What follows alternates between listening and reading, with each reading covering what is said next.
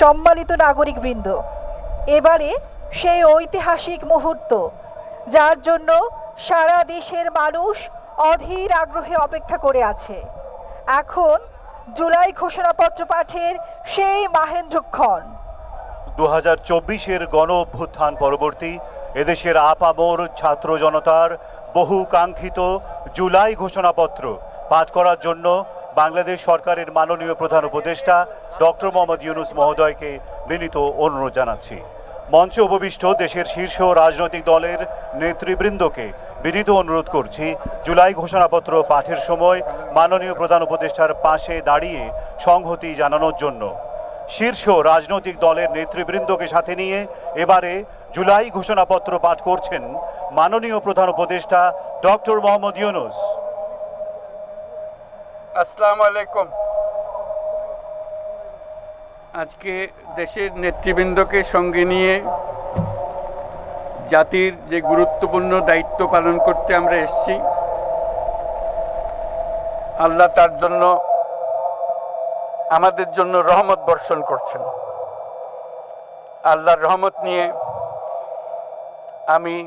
এই ঘোষণাপত্র পাঠ করব। বিসমিল্লাহির রহমানির রহিম। যেহেতু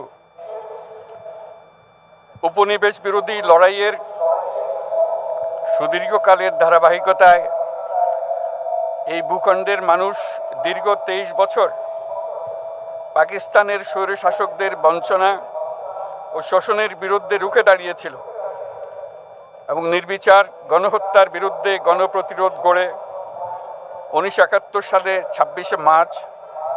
স্বাধীনতা ঘোষণা করে রক্তক্ষয়ী মুক্তিযুদ্ধের মাধ্যমে জাতীয় মুক্তির লক্ষ্যে বাংলাদেশ রাষ্ট্র প্রতিষ্ঠা করেছিল। এবং যেহেতু বাংলাদেশের আপামর জনগণ দীর্ঘ আন্দোলন সংগ্রামের মধ্য দিয়ে এই ভূখণ্ডে স্বাধীনতার ঘোষণাপত্রে বিবৃত সাম্য, মানবিক মর্যাদা, সামাজিক সুবিচারের ভিত্তিতে উদার গণতান্ত্রিক রাষ্ট্র বিনির্মাণের আকাঙ্ক্ষাকে বাস্তবায়নের জন্য সর্বোচ্চ ত্যাগ স্বীকার করেছে, এবং যেহেতু স্বাধীন বাংলাদেশের 1972 সালের সংবিধান প্রণয়ন পদ্ধতি এর কাঠামোগত দুর্বলতা ও অপপ্রয়োগের ফলে স্বাধীনতা পরবর্তী আওয়ামী লীগ সরকার মুক্তিযুদ্ধের জন আকাঙ্ক্ষা পূরণে ব্যর্থ হয়েছিল এবং গণতন্ত্র ও রাষ্ট্রীয় প্রতিষ্ঠানগুলোর কার্যকারিতা ক্ষুণ্ণ করেছিল, এবং যেহেতু স্বাধীনতা পরবর্তী আওয়ামী লীগ সরকার স্বাধীনতার মূল মন্ত্র গণতান্ত্রিক শাসন ব্যবস্থার বিপরীতে বাকশাল নামে সাংবিধানিকভাবে একদলীয় শাসন ব্যবস্থা কায়েম করে এবং মত প্রকাশ ও বিচার বিভাগের স্বাধীনতা হরণ করে, যার প্রতিক্রিয়ায় 1975 সালের 7ই নভেম্বর দেশের সিপাহী জনতার ঐক্যবদ্ধ বিপ্লব সংগঠিত হয় এবং পরবর্তী সময়ে একদলীয় বাকশাল পদ্ধতির পরিবর্তে বহুদলীয় গণতন্ত্র, মত প্রকাশ ও বিচার বিভাগের স্বাধীনতা পুনঃপ্রবর্তনের পথ সুগম হয়। এবং যেহেতু 80-র দশকে সামরিক স্বৈরশাসনের বিরুদ্ধে দীর্ঘ 9 বছর ছাত্র জনতার অবিরাম সংগ্রামের মধ্য দিয়ে 1990 সালে গণ অভ্যুত্থান সংগঠিত হয়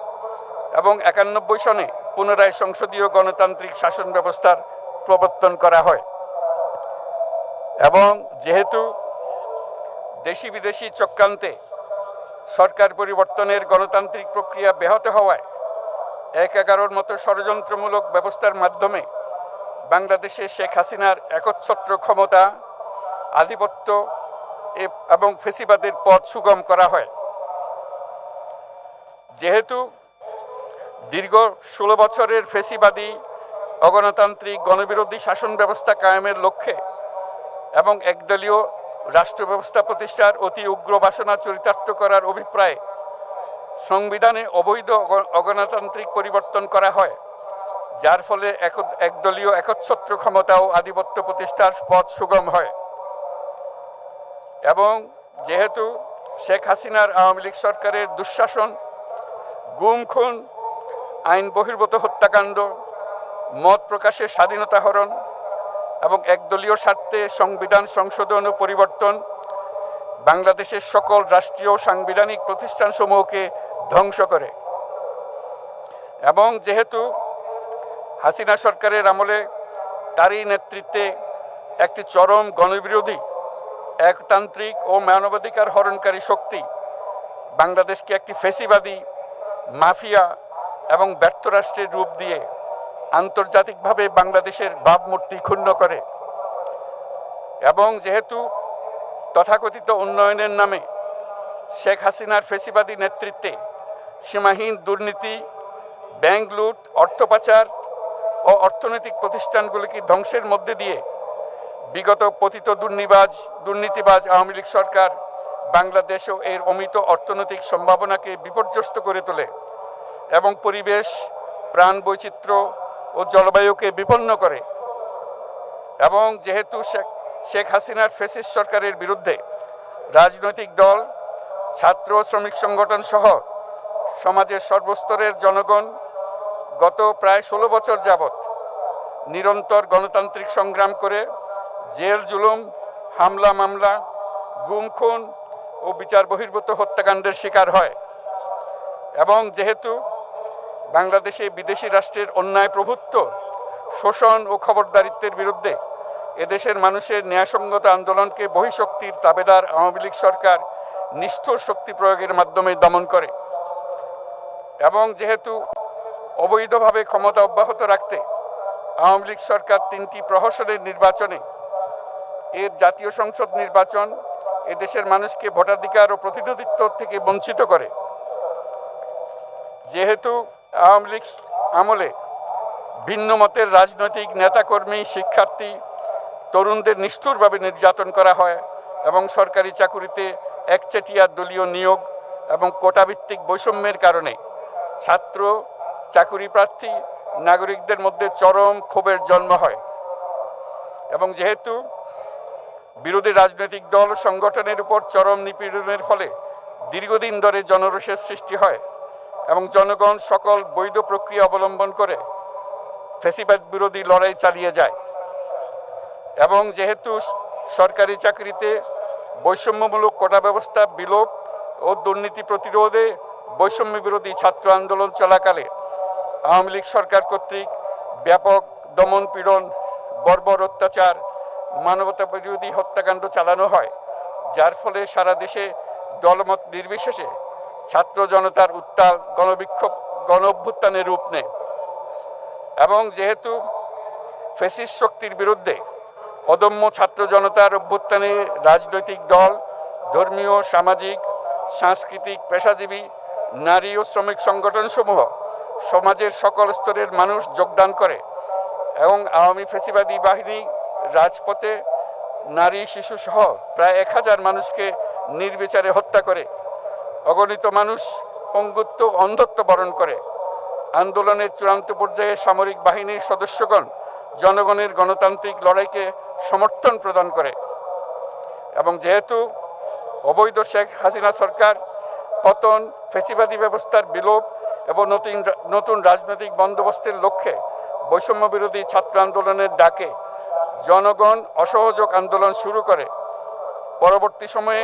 5ই আগস্ট ঢাকা অভিমুখে লং মার্চ পরিচালনা করে এবং ফ্যাসিবাদ বিরোধী আন্দোলনরত সকল রাজনৈতিক দল, ছাত্র জনতা তথা সর্বস্তরের সকল শ্রেণীর, পেশার, আপামর জনসাধারণ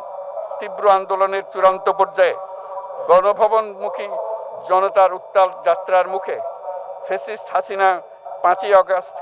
2024 তারিখে পদত্যাগ করে দেশ ছেড়ে পালিয়ে যেতে বাধ্য হয়। এবং যেহেতু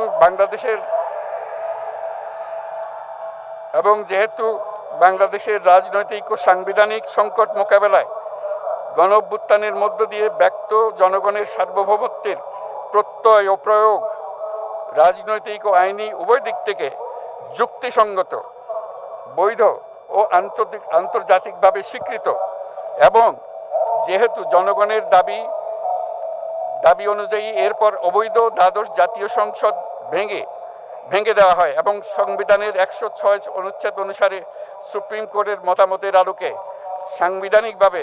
ডক্টর মোহাম্মদ ইউনূসের নেতৃত্বে 8ই আগস্ট 2024 তারিখে একটি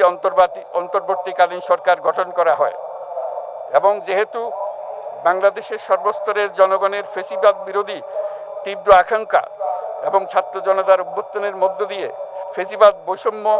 দুর্নীতিমুক্ত সমাজ ও রাষ্ট্র বিনির্মাণের অভিপ্রায় প্রকাশিত হয়, সেই হেতু বাংলাদেশের জনগণ সুশাসন ও সুষ্ঠু নির্বাচন, ফ্যাসিবাদী শাসনের পুনরাবৃত্তি রোধ, আইনের শাসন, অর্থনৈতিক ও সামাজিক ন্যায় বিচার নিশ্চিত করার লক্ষ্যে নিয়মতান্ত্রিক উপায়ে বিদ্যমান সংবিধান ও সকল রাষ্ট্রীয় সাংবিধানিক প্রতিষ্ঠানের গণতান্ত্রিক সংস্কার সাধনের অভিপ্রায় ব্যক্ত করে।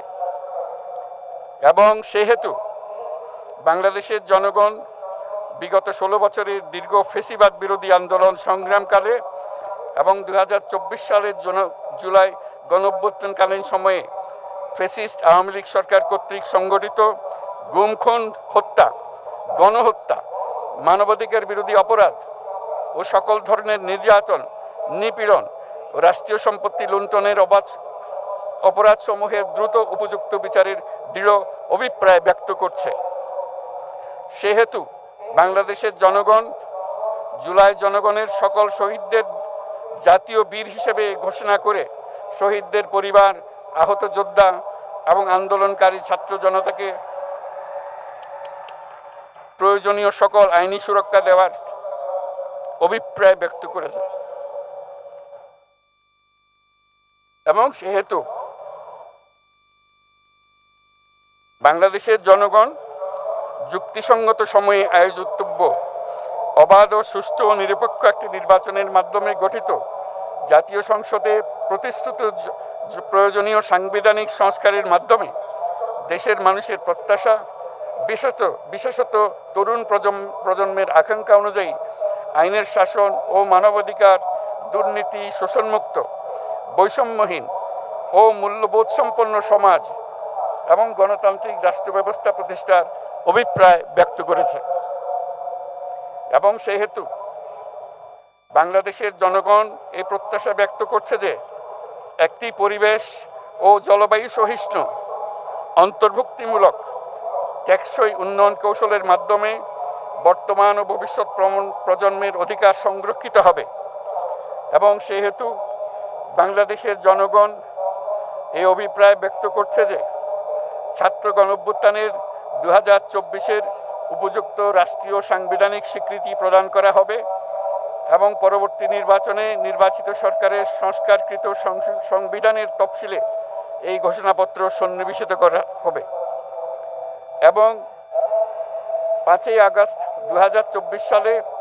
গণঅভ্যুত্থানে বিজয়ী বাংলাদেশের জনগণের আকাঙ্ক্ষার প্রতিফলন হিসেবে এই ঘোষণা প্রণয়ন করা হলো। জাতির সার্বিক মঙ্গল কামনা করে আমি জুলাই ঘোষণাপত্র আপনাদের সবার সামনে উত্থাপন করলাম। আল্লাহ সকলের জন্য মঙ্গল দান করুন, জাতির জন্য মঙ্গল নিয়ে আসুক। সবাইকে ধন্যবাদ। আল্লাহ হাফেজ।